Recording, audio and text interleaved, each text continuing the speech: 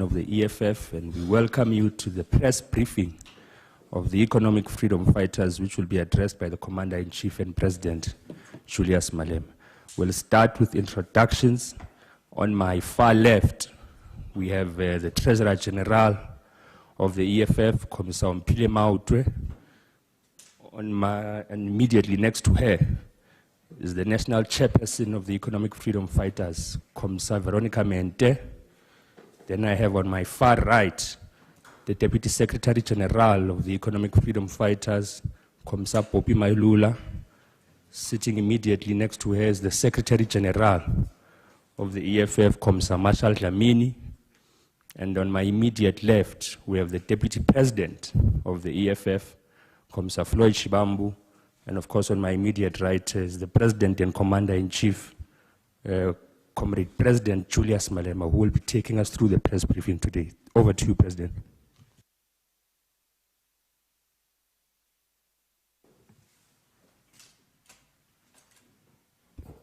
Thank you very much, spokesperson and the officials of the EFF and members of the media, the people of South Africa and the continent.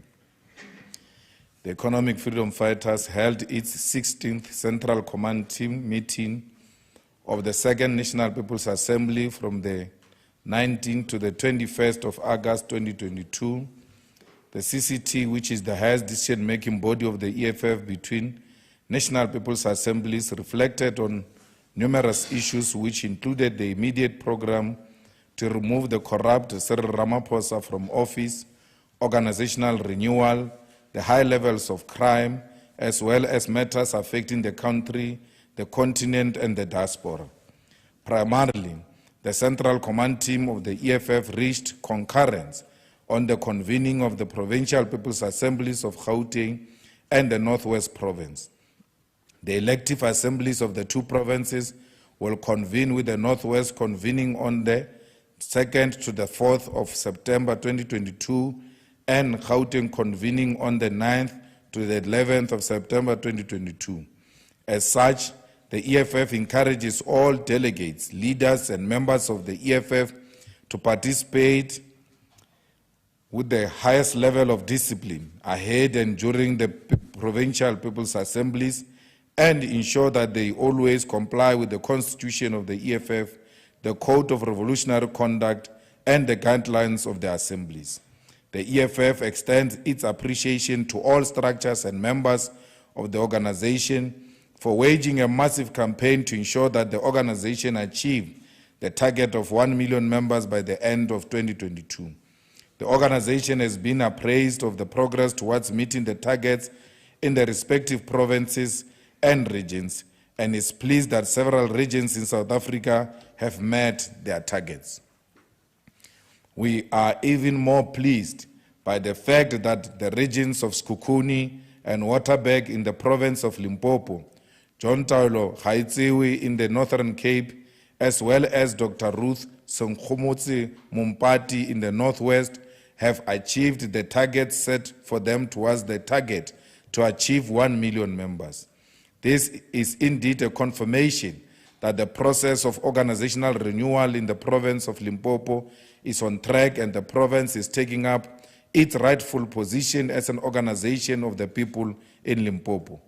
As an organization, we are also pleased that the membership and verification system of the organization have ensured that there is a fairness and transparency in the branch general assemblies and branch people's assemblies, which elected delegates to provincial assemblies. Individuals who have attempted to cheat and mislead the organization have been met with the necessary consequences. This includes the suspension of the following members. 1. Ruben Muhulatsi, Bujanala Regional Secretary, who is also Madibeng Local Municipality PR Councillor, suspended for 3 years. 2. Winnie Majola, Bujanala RCT member, who is also Rustenburg Local Municipality PR Councillor, suspended for 1 year. 3. Tiwe Niniso, who is a RCT Treasurer of Kenneth Kaunda and Kenneth Kaunda District Municipality PR Councillor. All disputes have been ventilated through the internal disciplinary mechanisms of the EFF, and where fraudulent activities has been detected, it has been attended to decisively. We take this opportunity to also thank all outgoing provincial leaders of the EFF who have contributed to the growth of the organization over the past 4 years. The selflessness and dedication of leaders of the provincial structures of the EFF will be recorded in the history books, and future generations will remember the contribution of this generation to the agenda of economic emancipation. The EFF reaffirms its stance on the need to hold Cyril Ramaphosa accountable for the crimes committed on Phala Farm. It is an undeniable fact that the popular media and many analysts and journalists of the regime have dedicated themselves to efforts of downplaying and defending Ramaphosa. This is because the vested class interest in South Africa cannot allow their project, which they've invested in, to be removed from office before they receive the guarantees of what they paid for to ensure Ramaphosa is elected. The EFF will not get tired and will ensure that Ramaphosa does not finish his term of office. We thus call on all principal members of the opposition and civil society to join in ensuring that Ramaphosa does not get away with the crimes he has committed. No one, no matter what so-called standing, must be allowed to defend and justify the crimes of money laundering, tax evasion, kidnapping, torture, and concealing of crime as matter of insignificance. These are crimes that will ordinarily result in a swift impeachment of any head of state, and any impression that seeks to portray Ramaphosa as the reason for stability in a country which is collapsing must be rejected with the contempt it deserves. As the third largest political party represented in the Parliament of South Africa, the EFF will also explore and participate in legislative and judicial measures to hold Ramaphosa accountable. This includes Section 89 committee process, which must lead to the ultimate impeachment of the president, as well as motion of no confidence. The EFF and a majority of opposition parties represented in Parliament appreciate these two processes address separate material failures and breaches of office by the president, and are mechanisms to hold him accountable and also complement each other. We condemn the attempts by the South African Reserve Bank, the South African Revenue Services, the Financial Intelligence Center, and section of the South African Police Services who are currently involved in an illegal and unlawful cover-up of the crimes committed in Phala. We caution employees of these institutions that their efforts to cover up the crimes committed by Cyril Ramaphosa will get them arrested and jailed for a very long time because they are defeating the ends of justice.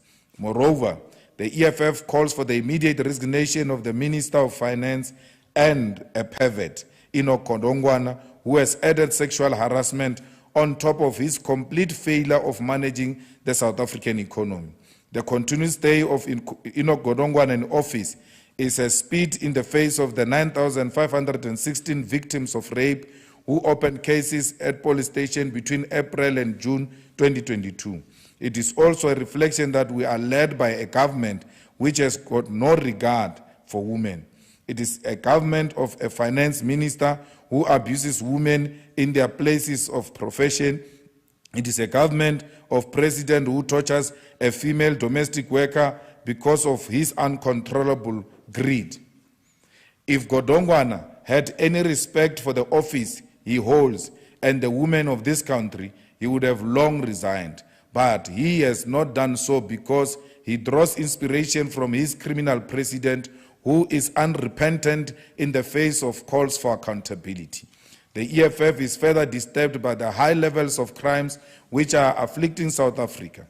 These include the mass shootings and death in taverns, the disturbing levels of murder, and most gruesomely, the concerning gang rape of 8 women in Krugersdorp.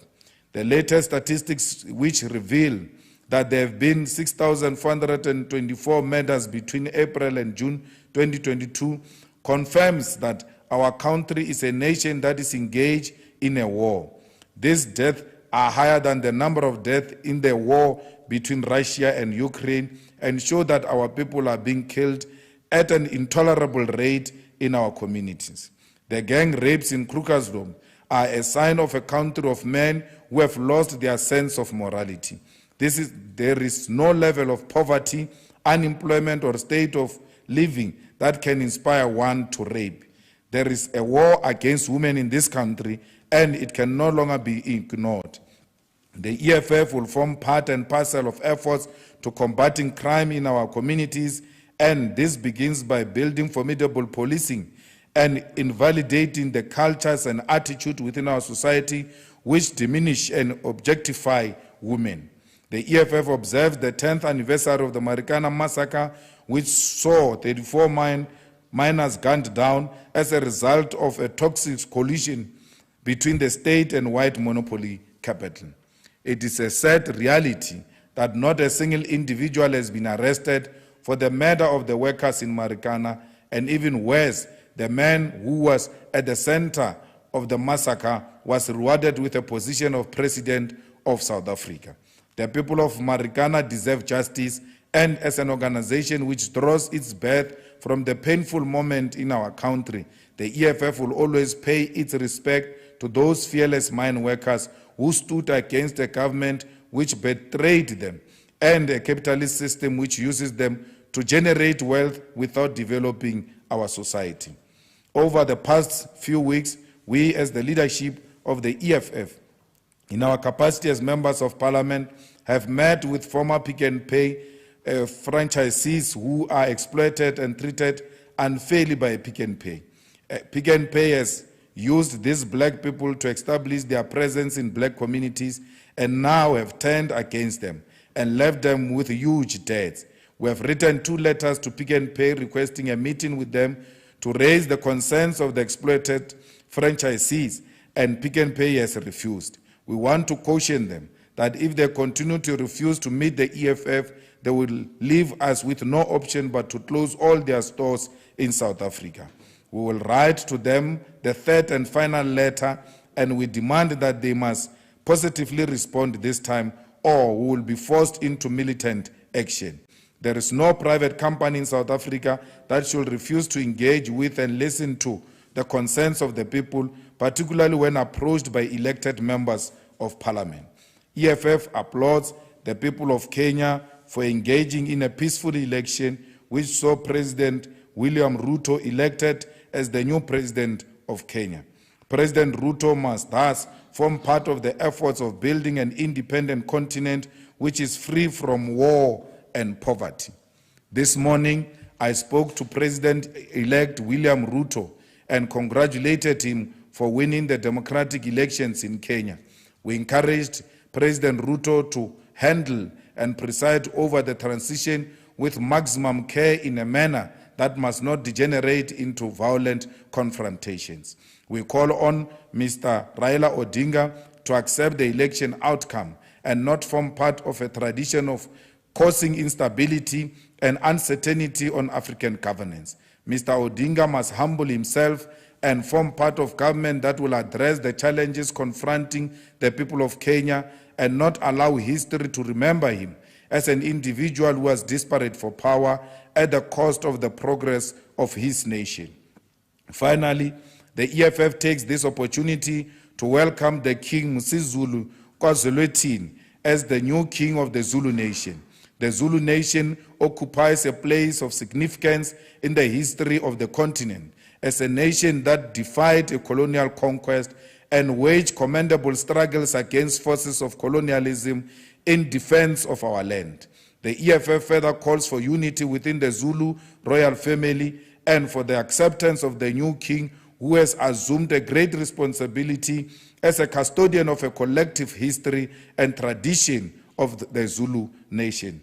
It must also be noted that the presence of the people of Zulu descends from nations such as Tanzania, Malawi, Eswatini, Congo, and other various places in the continent confirms our long-held notion that Africans have always been one. We must thus remain committed to economic and socio-political unity of the continent so that Africa can assume its rightful place as a leader in development, utilizing its mineral resources. I thank you. Thank you very much, President and Commander-in-Chief. We will now take a round of questions from members of the media. So when you are noted, please state your name and the media house which you hail from. Let's take the first round. Questions from members of the media, CBC. I've noted 1, 2, 3, 4. In that order, 1 to 4. Thank you very much. Thank you, Khomotso Modise from Eyewitness News. I just wanted to ask for a response, please, a reaction on what's been happening with the Hilary Gadi matter. Last week we saw that back and forth with the suspect being arrested and then being released, lack of evidence against him. What's the CIC's reaction? Number 2. Zintle Mahlati from News 24. I just want to know, Mr. Malema said that the Gauteng province is ready, the EFF in Gauteng is ready for the conference next month, but there have been some members who've called out the manipulation of branches and stuff like that. Can you speak to that and whether these issues are true and whether the party is addressing them? Number 3. Lisa Gatandwa from, Lisa Gatandwa from the Mail and Guardian. Just on what you say on the war against women, Mr. Malema. You recently appeared on a podcast called MacG podcast, I forget the full title. A man who's been called a misogynist. Isn't this something that directly contradicts your messaging and your language that you're using now?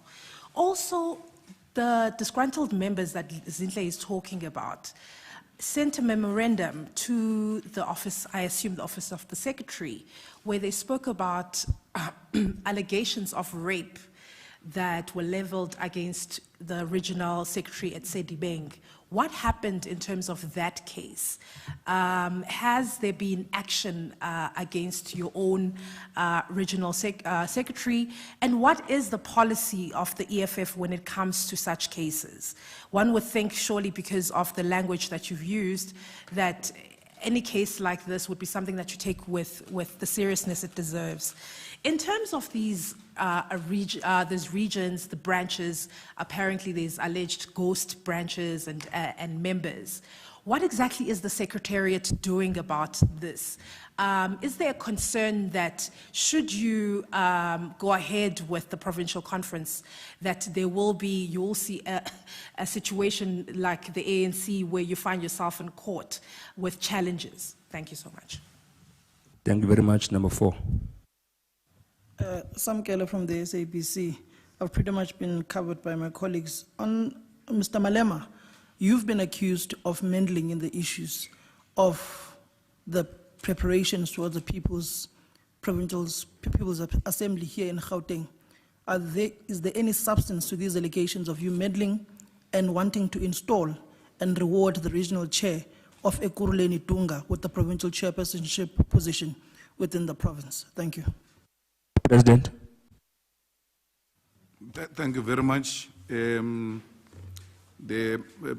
Hillary matter, I think, is now progressing very well. There's been a court decision which assembled a very well-resourced and specialized team, which has led to the other arrest where the suspect, who appears to be a serial rapist, confessed to the murder.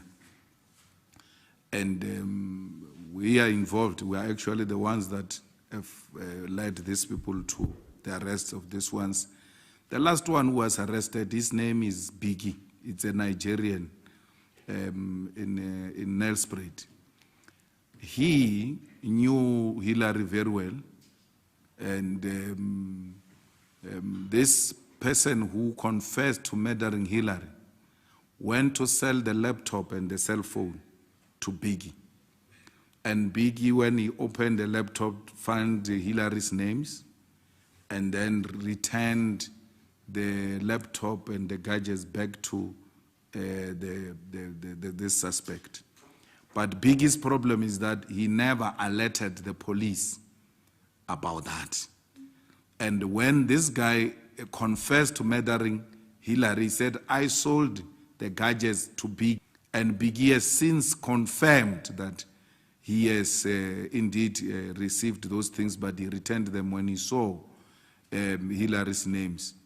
And what is so disturbing is that Biggie was at Hillary's home, was at Hillary's funeral, and everywhere else, but he never shared this information with the police that someone who looks like this came to sell these things to me, and so on. So he's being charged with defeating the end of justice, and he has been released for whatever reason. Perhaps an impression I got is that he is likely to cooperate with the police and share more light to confirm that indeed this guy had Hillary as guardian. Gauteng is going to PPA, and really you are inviting me into gossips. You are, because you can't produce anything. Yeah, let me give you an example. Give me one dispute. One. You can't give me. All of you sitting here. You listen to gossip, you don't do thorough work, and then you bring gossip to me. Why can't you ask them, you send the letter of a grievance to the office of the SG, give me a copy. I'm not being unfair to you. You can't produce it. We received one letter from Moshe's branch in Soweto. What is that branch? 127. The letter says, the EFF is dying here, things are not going well, and therefore I'm lodging my dispute. What must I do with that? What is the dispute there? Because the dispute must be based on the guidelines of the EFF. So you just get a person disgruntled writing a letter to you without narrowing it down. I must know, what is the dispute? I cannot just be told there is a dispute. There are no disputes in Gauteng. Nothing. There is a lady who comes from, is it Diepsloot? Naturena side, who used to work here at the EFF. And then she was fired.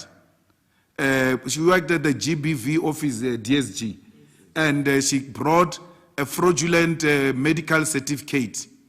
And then she was fired. She's the one who goes around doing voice recordings and all of manner of things. They are going to march to the EFF. We were here yesterday. We are here today. And I said to the SG, don't even worry. When they come here, we are going to ask for their leaders. We get into the media room with their leaders, and we ask them a simple question. What is the dispute? They can't tell us. No one has got a dispute. These people that I said we suspended is the secretary of Wujanal, who went to preside over a branch. After presiding over the branch, you bring the attendance register back to the head office. The head office verifies if those people indeed are still members of the EFF, and if the signatures are correct, and then we call rondo members to confirm if they've attended the meeting. We found that the roll call, all those people is fraudulent signatures. There was no meeting. We called those people in where we realized, yeah, there is a fraud for real. We don't do random calling. We now call them one by one, all those people. All of them said, we never attended the meeting.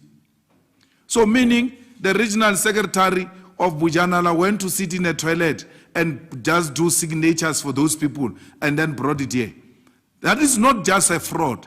It's undermining the growth of the organization. And therefore, it's a serious political misconduct which we deal with in the EFF decisively. The second one that we gave 1 year confessed. They confessed. They said, no, I know I was wrong. I will leave everything to the organization. So where we find wrongdoing, we deal with it thoroughly. So this is how quickly the process works. The branch of the EFF reaches more than 100 members. and then they submit them to us. We capture them. For you to be a member of the EFF, one of the requirements is that you must be a registered voter. If you are not a registered voter, the system is going to reject you. Then you must have banked your 10 rand. And that form must be accompanied by a proof of payment of that 10 rand. Then we capture all of them. Then we take what we call data back to your branch and say, guys, go through that list of members. If you are satisfied all your members are there, make us aware. Then they say, we're fine, these are our members. They bring it back to us. We convert it into an attendance register with name, surname, ID number, only a space for cell phone number and signature is left there. So people, by the time they arrive, they are signing on an attendance register that comes from the head office, which was confirmed by the branch that this is a true reflection of our membership. So what fraud is that? So that's why you are bringing gossip. Now you are telling me about my involvement in the leadership of the EFF. Let me tell you, I play a very small role when it comes to PPAs. And my role is to go to a PPA, speak, and go. I don't do registration. I don't do membership. I don't run elections unless the PPA degenerate and requires intervention. Only then I will be called to come back and intervene. Other than that, all of this work is done by these two comrades on my right, the SG and the DSG. None of us is involved here except the TG when it is time to pay. And then the rest of us will be deployed to go and speak. Yes, as deployees, we will from time to time sit in meetings to check whether the state of readiness, are we launching branches, are we meeting our target, does the regions and PCT meet as required. So, really, you should be saying to us, in what? This is what you guys have done, and this branch was not properly launched. No one can say that. No one can say that. No one can produce any letter. My sister, war on women, what are you doing at McG? It's like asking a pastor, what are you doing? McG, even if he's got disrespect for women and gays and lesbians, we have a responsibility to educate him. And we can't educate him by screaming at him from a distance. I told him when I was there how South Africans feel about his conduct and behavior. So I'm not going to sit away as a pastor from prisons because when I go to pray for murderers in prison and rapists, I will be told, yeah, by going there, you are also encouraging what you are saying you are standing against. I will still even speak to rapists themselves and try to persuade them to do the right thing. So I want to participate in McG to tell him that South Africans, in particular our women and particularly EFF women, have been refusing me to participate in that program because they are not happy with how he carries himself. Whether he's going to change or not, a message has been delivered not through gossip, right on his face. And through direct engagement with him, we hope he will become a better person.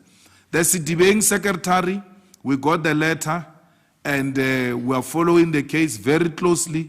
He hasn't been charged. You know, there is a painful story of Sindani. Sindani, Enoch hasn't been charged as well. Who's Enoch? Enoch, he hasn't been charged as well. And yet you are calling for him to step aside. But your levels of holding people, your standards of holding people, your standards are too low. You are extremely too low. You can't have a minister who doesn't deny that he asked for a happy ending and said to me, he's not charged. Enoch hasn't denied it. And he's a minister, a national minister. So by virtue of that office, you are held at very high standards. And your levels of standard are extremely low. and highly disappointing. So we are saying to you, the matter has been brought to our attention. We brought the matter to the attention of the regional secretary, and we said to the lady in question, we must be briefed of every development. As a result, the DSG is sitting on that matter. There is Sindani, who was a member of parliament, who was accused of rape. We moved as the EFF and said to him, move from parliament and move from CCT. Sindani resigned and went to police station to say, I'm told someone opened a case of rape against me. I'm here, I'm handing myself over. They said there's nothing like that. Till today, he hasn't been asked, right, by any policeman about this matter of rape. It's how many months now? 8 months. It's 8 months now. Now we say, okay, let's leave Sindani. Our DSG deals with a GBV. She's heading GBV desk. Then she calls the victim. That's her job. We need to come see you. We need to arrange counseling for you. They make appointments more than 3 times DSG. She doesn't pitch up. The last conversation, the victim tells the DSG, my family said I must no longer talk to you, and therefore you must stop calling me. Then the DSG says, that's fine. Give us the contacts of the investigating officer, so that as the EFF, we work with the investigating officer to make sure that this matter find its a final conclusion. She said, no, I can't give you the numbers of the investigating officer. The guy is at home. The victim is refusing to speak to us.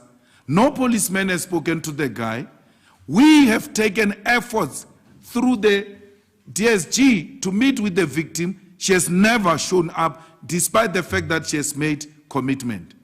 So we are very serious about issues of rape. But that comrade equally has got a right to be heard. He wrote us a letter. He says, what must happen to me? Because you said I must stay at home, I'm staying at home. No one is talking to me. No policeman is talking to me. No EFF is talking to me. What type of fairness is this? That is the type of problems we are dealing with on a daily basis. Now, Enoch Godongwan, through the South African media standards, has been found in a massage with a lady and asked for a happy ending, forced this lady to touch him in an inappropriate manner, to a point where this lady ran out of the massage room, and she opened a case. And those allegations, as we speak today, have not been denied by the Minister of Finance. If anything, the Minister confirms, yes, I was there, but I was with my wife. But the information then reveals later, through cameras, that the wife of the minister is seen leaving the building, leaving the minister at the massage palace. So we're told, no, leave him. He has not been charged. That's a public office.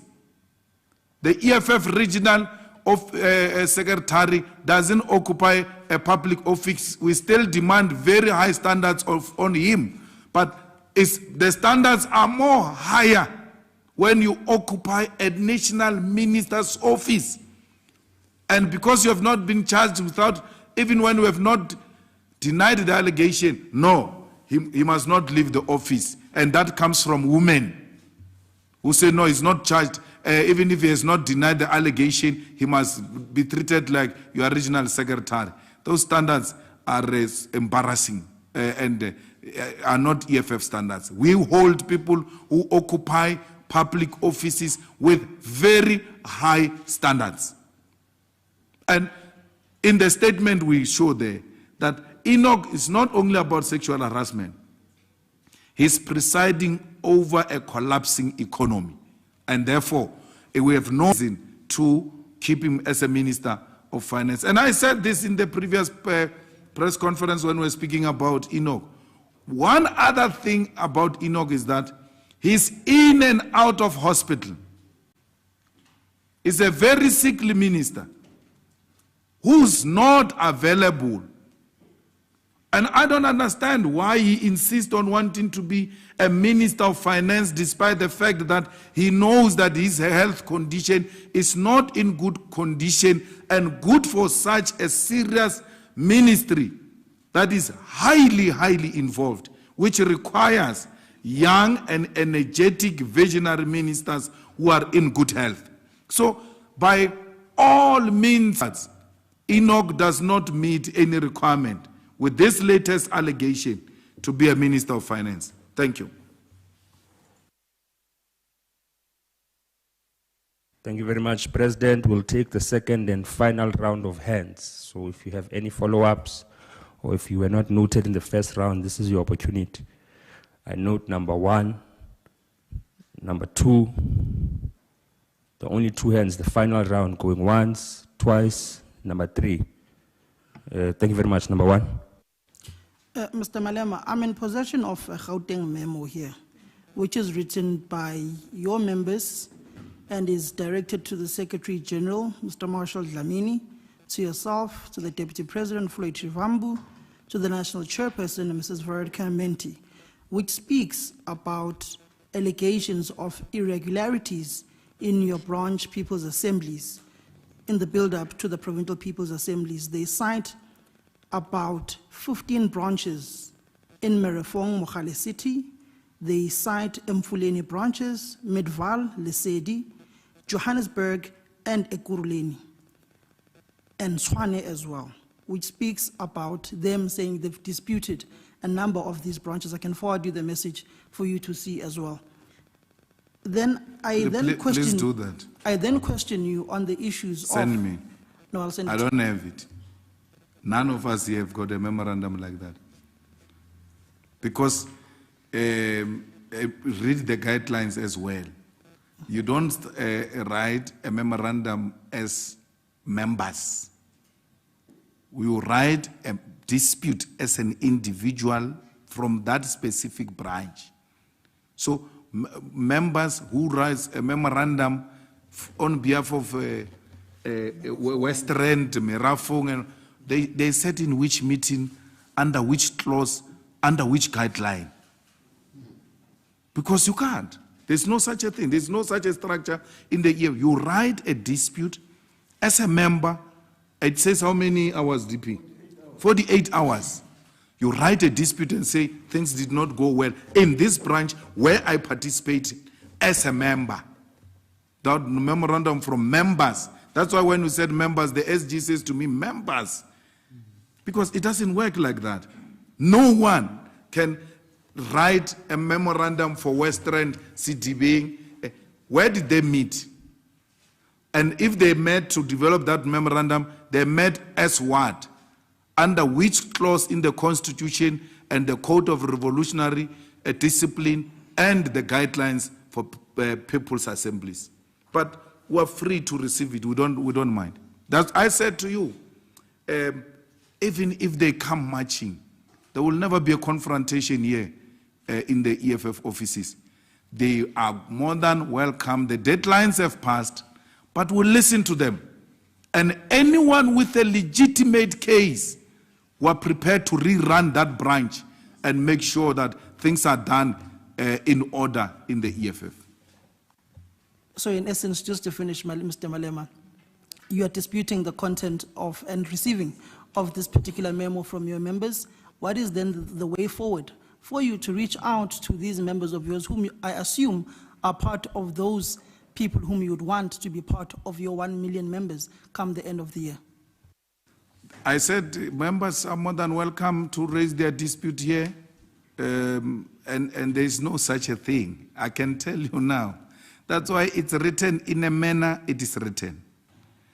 The reason why we give you example of Moshekoma's branch is because an individual member who belongs to that branch wrote to us.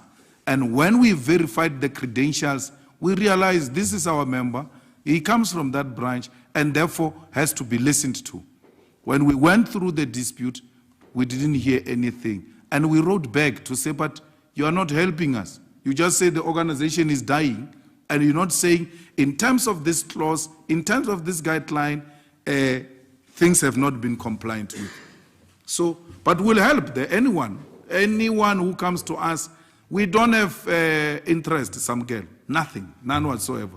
We listen to everybody, but we're not going to allow a situation where people insult the EFF on Facebook without any substantive submission to the leadership, and then hope they will be tolerated. On my last part, the lady in question from Ward 27, whom you were speaking about, that she used to work here, she just sent a screen grab, in essence saying that she was not fired, and shows a conversation between herself and the Deputy General Secretary, in which she speaks about she was told to stay at home due to ill health. What is the true substance and the true nature of the discussions with that person on regards to the specific issue with her? She was fired. If she didn't know, she must know now. She's fired. Just to update the House President, the Deputy President had to attend to an urgent call, which is why he stepped out. We'll take number 2.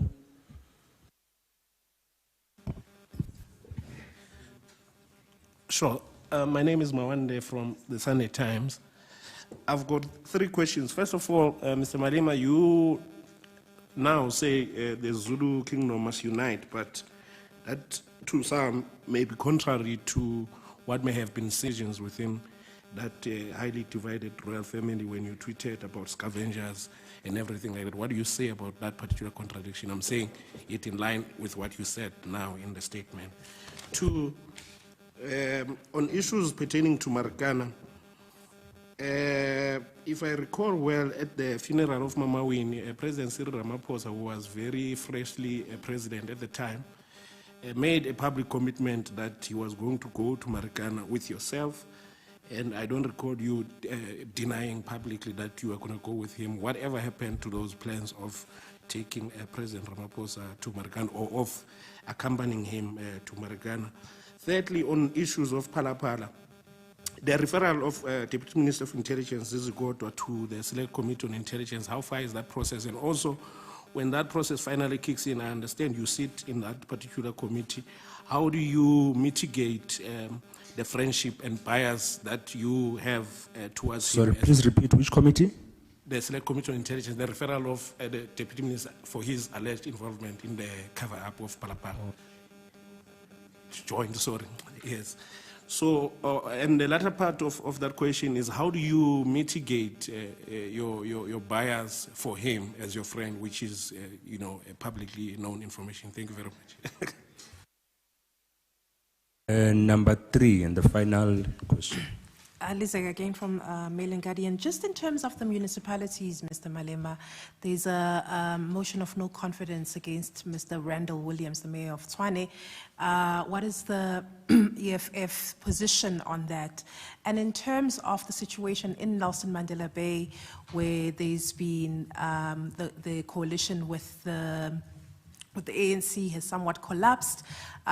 Where does the EFF stand? Because there's been talks of a motion of no confidence in that municipality as well. Was the CCT, did the CCT discuss the municipalities in any way? Thank you, President. Thank you very much. Calling for the unity of the Zulu nation, it's a principal issue. I do that with the EFF, that the EFF must unite. There are no divisions in the Zulu royal family. No. I mean, you should have seen the coronation. That was a sign of unity. We're not going to be entertaining people here who go around organizing small brides, call them in a small bride. We don't have time for such things. And you call that disunity. There's no such a thing. There's nothing like that. In the Zulu nation, we have one king. And the rest, that's why they call press conferences in 4 ways. There will be kings in 4 ways. There's no king in 4 ways. So they too know that there is one king and there is one certificate. We are fully behind that kingdom. And anything else is just fighting for resources or something else. This unity is, you've got individuals of no significance who just call press conference. This thing that people are divided because someone spoke at a press conference, even if you speak alone, SG, out of so many people, you go alone, and then they were called, you are divided. No, there's no disunity. That thing, that coronation went smooth. That's what we expect of a king. Everything is buying, his speech, the presence of other dignitaries from other countries, and the leadership from different formations, their presence there gave every doubting Thomas a clear message that there is no doubt who is the king of the Zulus. It's unfortunate I had a CCT. I wanted to attend because it looked so beautiful from a distance. So if I didn't have a CCT meeting, even without invitation, I was going to attend and be with the masses there, so that I become part of history, that I was once part of a coronation of a king. It was a historic moment and a turning point for the Zulu nation. Anyone who had any other thing after that coronation should be ashamed of themselves and work their way back into that properly run black institution, which the colonizers are not happy with. They want to destabilize it and destroy it, because anything black must never be seen to be functional. We must jealously protect the unity of the Zulu royal family, because it's one of those black institutions that are still run by black people and led by black people and are running in a dignified manner. We shouldn't allow that such one of those remaining monarchs in our country, they want to be destroyed by those who don't want to see anything black united. So our king, Musi Zulu, must not even doubt himself. We are there, we are going to support him, we are going to make sure that he's not undermined by these scavengers. And at the right moment, the leadership of the EFF will also go and pay its courtesy visit. I denied visiting Marikana with Ramaphosa. I don't have time for Ramaphosa. I said, when he was writing concomitant action, he was not with me. So he must go alone. He wrote it alone. He must go alone. I said that in public. So I even said, I remember in one press conference, I said, he ate alone. Therefore, he must go alone. And there was a journalist who said, oh, you wanted to eat with him. So that's when I was denying that I will not go with him. So I'm not part of any Ramaphosa's entourage. That is his own problem. But that's a lying president that you defend. He lied next to Mama Winnie's coffin that he will go to Marikana. Even in the presence of the dead, he lied and still not fulfilled that obligation. I'm not in the joint standing committee on intelligence. It's Mbuyiseni who sits there. And even if I'm Zizi Godwa's friend, all my friends will tell you, wrong is wrong. I don't sugarcoat it, I don't defend them, but my views that I have expressed in the JSC on Zondo Commission about Zizi is the views I hold, that he was a small fish, and to have spent too much time on him and leave Fraser out of it, it still doesn't make sense to me. And therefore, that's where I was coming from. But if this is what's wrong, he knows I would have been the first one to call him out. So Mbuyiseni will deal with those matters there. We support the motion of no confidence against the mayor of Tshwane. We are the ones who exposed the corruption in Tshwane, where the mayor was trying to coerce the staff members to do illegal things. And so we are in the forefront of that campaign. In Nelson Mandela, I had a discussion with Mbalula and I said, we want them to remove the mayor of the ANC because she messed up the appointment of the city manager against the resolution of the council. So we can't have such a delinquent presiding over that municipality. We are more than prepared to vote with the ANC on condition they remove that mayor. We're not going to vote with the DA. The DA doesn't want us. And they make it very clear that they don't want us. So we will vote with the DA where our own local structures have developed working relations with the DA and they can vouch for them and say, look, here we think for tactical reasons, let's vote with the DA. But we are not going to give Nelson Mandela to the DA. And if the ANC is not going to remove that mayor and put a proper candidate, we will abstain. But we are not kitchen girls and garden boys of Helen Zille, that they think they can insult us and say all manner of things they want to say about us, and then they will still get our vote because we want to appear good in front of the eyes of South Africans, voting for people who have no regard for us. The DA has got no regard for the EFF. And the DA strategy everywhere is that the EFF must be stopped.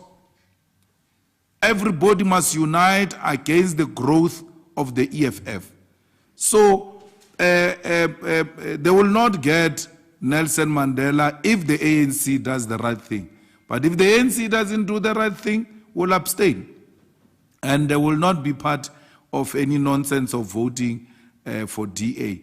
At municipalities where we see that the DA here is disparate and wants our vote to emerge, we're going to show them flames. So we're not Helen Zille as puppets. She speaks anyhow she wants about us. She insults us, say all manner of things, and then they come and say, no, the EFF must vote with us. If he doesn't vote with us, he's voting for corruption. In the same sentence, they say they are prepared to have a coalition with the ANC in 2024. When it's a DA vote with the ANC, it's not corruption. When it's an EFF vote rejecting the DA, it's corruption. We're not going to be part of that nonsense. Yes, sir. Sorry, now just to come in like that. On the issue of coalitions, are you in essence saying that, for instance, I know the DA in Ekurhuleni is and has been trying through Helen Zille to have a formal coalition with the EFF. If there were to be a motion of no conference in Johannesburg and in Ekurhuleni, you'd vote against the DA or you'd abstain? No, there's never been any attempt by the DA to have a coalition with the EFF in Ekurhuleni.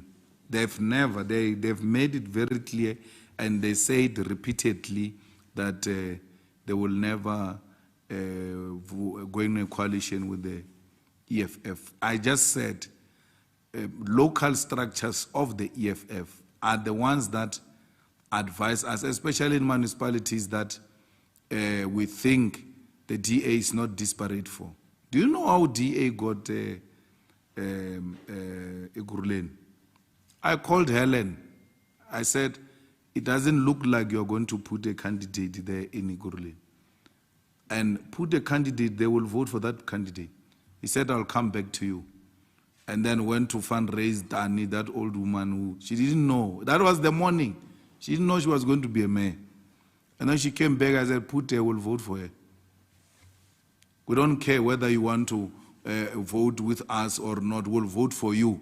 because this vote is not for you. It's for the people of Ekurhuleni who are tired of corruption. So even at that time, when they said we don't want anything of the EFF or anything, we were still prepared to say our people have rejected the ANC, and therefore it is important to put in these municipalities parties that are not aligned with the ANC. The ANC has now approached us in Gauteng. They want to have a discussion about municipalities, and we welcome any form of engagement with anyone, as long as whatever engagement is based on improving the lives of our people. We're more than happy.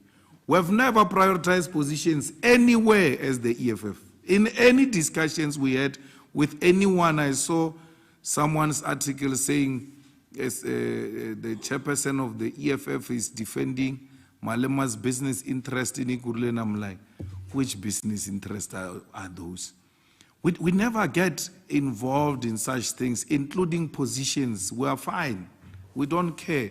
As long as those who govern in the best interest of our people have not elected us. We are happy to be an effective opposition. And that's what we are everywhere, by the way, including in Tswane. Yes, ma'am. Just as a matter of clarity, when you say that the ANC in Gauteng has approached you, are you talking about municipalities or talking about 2024? No, municipalities, ANC, Gauteng, and KZN have approached us, the new leadership. Huh? Which friends? I have no friends in the structures. I know those comrades. I led with them. So the Gauteng came, KZN came. We will listen to them. We are not going to have a problem.